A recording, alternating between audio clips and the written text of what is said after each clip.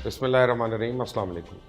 आज की इस वीडियो में आपको बताऊंगा कि कैसे मोदी, अजीत डोवाल और भारत की वफाकी खुफिया एजेंसियों ने किसानों के पुरअमन तहरीक को तबाह करने के लिए घिनौना खेल रचाया।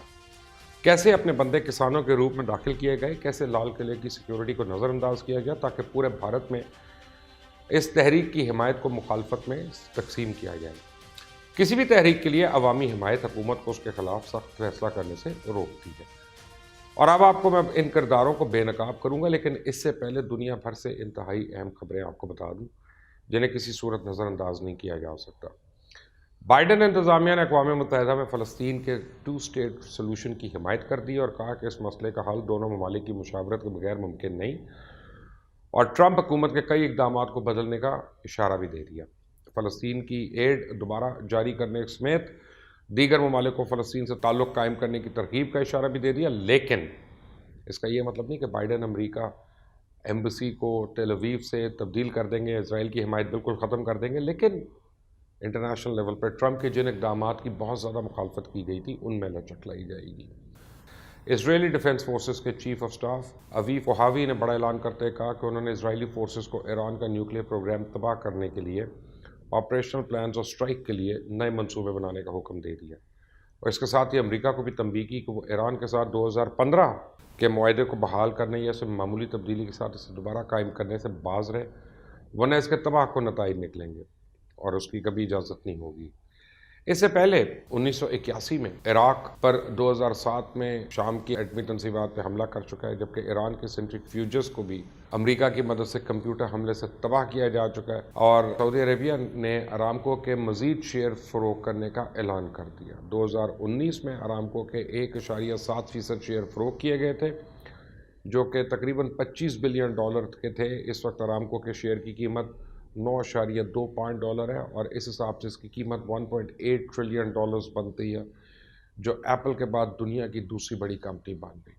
सऊदी अरेबिया की जीडीपी का 45% इस तेल की मसनूआत से पूरा होता है, जिसे मोहम्मद बिन सलमान न्योम सिटी जैसे मंसूबे शुरू करके 65% पर ले जाना चाहते हैं। मोहम्मद बिन सलमान ने नई बाइडन इंतज़ामिया के मुतवक्के प्रेशर को रोकने के लिए भी तैयारी शुरू कर दी और कतर से ताल्लुकात की बहाली के बाद अब सऊदी अरेबिया ने टर्की के साथ भी ताल्लुकात बहाल करना शुरू कर दिए, ताकि बाइडन की तरफ से सऊदी हुक्मरानों पे हमले के बाद उसे मज़ीद दुश्मनों का सामना ना करना पड़े और स्वार्थी सतह पे कम से कम मुश्किलात उसके सामने हों। फ्रेंच प्रेसिडेंट ने इमैनुअल मैक्रोन के पेश किए गए बिल, जिसका नाम उन्होंने कॉम्बैक्टिंग सेपरेटिस्ट इस्लाम रखा था, उसका नाम तब्दील करके उसे राइज करने का मंसूबा तैयार कर लिया गया और इसका नया नाम principles for promoting respect for the values of the Republic रखा गया, ताकि इस तासुर को ख़त्म किया जाए कि ये किसी एक मज़हब के ख़िलाफ़ है। लेकिन उसमें मौजूद तमाम एंटी मुस्लिम चीज़ों को राइज किया जा रहा है। आप जुल्म की इंतहा देखें, मरीज़ अपनी जिन्स को मद्देनज़र रखते हुए मेल और फीमेल डॉक्टर का इंतखाब नहीं कर सकता, अपने बच्चों को घर में किसी किस्म की मजहबी तालीम नहीं दे सकता, मस्जिदें बंद की जा रही हैं और तमाम लोगों पर सेकुलर एजुकेशन कंपल्सरी कर दी गई है। और इसका मकसद फ्रांस में किसी भी किस्म की अलहदगी पसंद तहरीक के जन्म को करार दिया जा रहा है। अब बात करते हैं कि कैसे मोदी ने किसानों की जीती हुई बाजी पलटने की कोशिश की। भारतीय एजेंसीज और ख़ास तौर पर मोदी का ये वतीरा रहा है कि वो कभी भी ईमानदारी से चीज़ों का मुकाबला करने के बजाय हमेशा फाउल प्ले करने की कोशिश करता है। हाल ही में हम अर्नब गोस्वामी के व्हाट्सएप मैसेज की सूरत में देख चुके हैं कि मोदी अपने मकासद हासिल करने के लिए अपने लोग मरवाने से गुरेज नहीं करता। किसान रहनुमाओं ने इल्ज़ाम लगाया है कि मजा बेस्ड किसान मजदूर संघर्ष कमेटी और भारतीय पंजाबी अदाकार दीप सिंधु ने मोदी हुकूमत और खुफिया एजेंसियों के साथ मिलकर किया।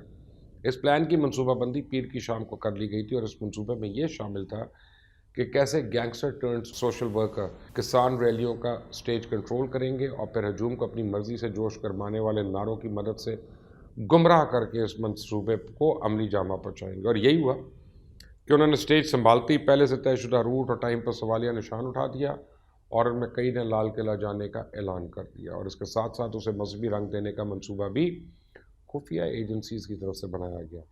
दीप सिद्धू की लाल किले पे फुटेज भी सामने आ चुकी है, जबकि मोदी के साथ भी इसकी तस्वीरें मौजूद हैं। अब दीप सिद्धू के साथ लाका सिधाना जैसे लोग भी किसान लीडर के रूप में हैं, जो इससे पहले बदमाशी के लिए मशहूर हैं। जिस तरह पुलिस पर हमले किए जा रहे थे वो भी किसी आम आदमी का तो काम नहीं था।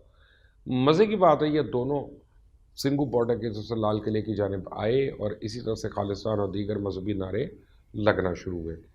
अब इस हजूम ने रूट तब्दील किया और यहीं से लाल किले पर हमला करने का मनसूबा सामने आया और दीप सिद्धू वहीं पर जर्नैल सिंह भिंदरवाला के अकवाल लोगों को सुना रहा था और वहीं ये बातें आम चल रही थी कि सिखों के बुज़ुर्गों ने लाल किला इससे पहले भी 19 दफ़ा फतह किया है।